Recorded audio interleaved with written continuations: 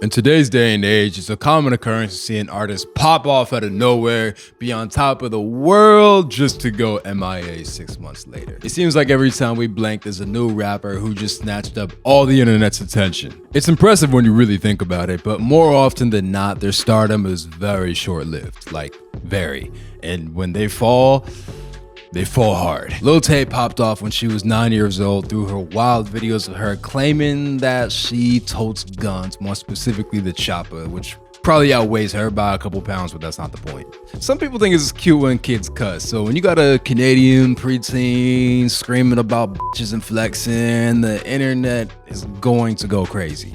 It got to the point where Lil Tay popped up on Good Morning America for an interview. But the real story behind Lil Tay's rise to fame is kinda sad and all too familiar. It turns out Lil Tay's mom was a suburban realtor who was using her connections to film her daughter rapping with her boss's car. Sheesh. Not long after she was exposed, her social media was completely wiped and a single message put up on her story reading, "Help me." Obviously, this was pretty disturbing, and it got creepier when her brother Jason took over her Instagram page and alleged that Tay was being abused by her father, Christian Hope. Allegations were made against Hope, including that he and his partner locked Tay into a dark closet and walked around naked around her. Hope's denied all the allegations. No surprise. However, there's been radio silence from Lil Tay ever since, and no one's sure exactly what happened to her.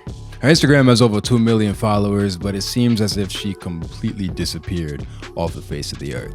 Up next, we got Boonk Gang, who rose to fame during the Vine era back in the day. Sheesh, remember Vine? Boonk Gang became a Vine superstar for his wild prank videos. Might I hold it? Yeah, sure.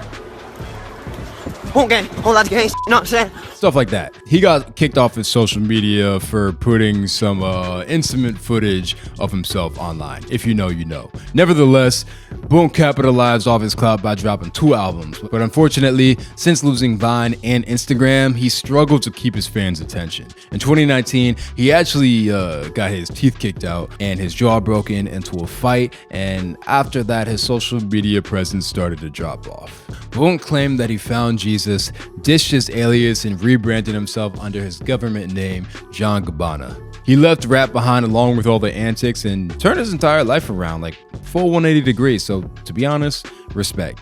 Up next, we got Lil Xan, who turned to rap after getting robbed for his camera, actually. A lot of people don't know this. He wanted to be a photographer, but he couldn't afford to replace the camera after it was stolen, so he turned to rap and he made some waves for himself. Like in the early SoundCloud movement, no one could really deny what he had going on. He even got a Billboard Top 10 album off that momentum. And he had a high-profile relationship with Noah Cyrus, Marley's little sister. So, little icing on top. He hasn't exactly been able to keep up the momentum he had early in his career. A couple things threw him off course, including when he got a gun pulled on him at a gas station. Drugs, so many drugs. He actually accused his manager, Stat Quo, was enabling him and damn near killed him. If you don't know who Stat Quo is, he was a protege of Eminem and Dr. Dre back in the 2000s. Obviously, he denied those allegations, but there was definitely drugs involved, enough to the point where Xan checked himself into a rehab center, which is probably for the best, and hopefully all that time away from the spotlight could really help him get the help he needs. Up next, and regardless of what you think about him, no one can deny the run that Lil Pump had.